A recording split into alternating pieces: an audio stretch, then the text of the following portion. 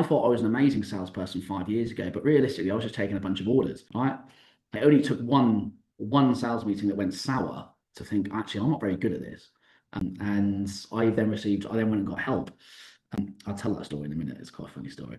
And so with leadership, you need to figure out why you've got good. You figure out why you've got good, then you can't communicate it in a certain way. One thing I learned in a very, very harsh way is you cannot teach someone to be you. I'm a very quick thinker. I can think on my feet. Some people can't do that. I can ask tough questions. I can make people feel quite comfortable. I like to think so anyway. That's what other people have sort of said. But teaching other people to act and behave like you in a high pressure situation, because sales is high pressure, is very, very, very, very difficult. And that's something that was a very harsh truth for me and what I figured out over the space of leading my last team, which I led for 12 months, probably a bit longer actually. And yeah. So can salespeople become decent leaders? They can. It's a completely different skill set.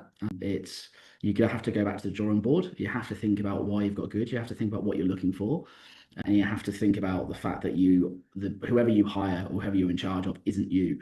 So you're really good at something, and they're not. You have to figure out a way with them to get good.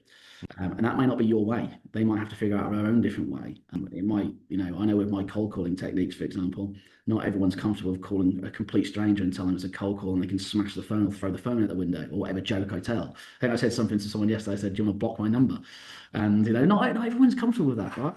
And I didn't think that was always going to be the case when I went into leadership. So they had to come up with their own way. And I couldn't necessarily tell them what that way was. I had to help facilitate that.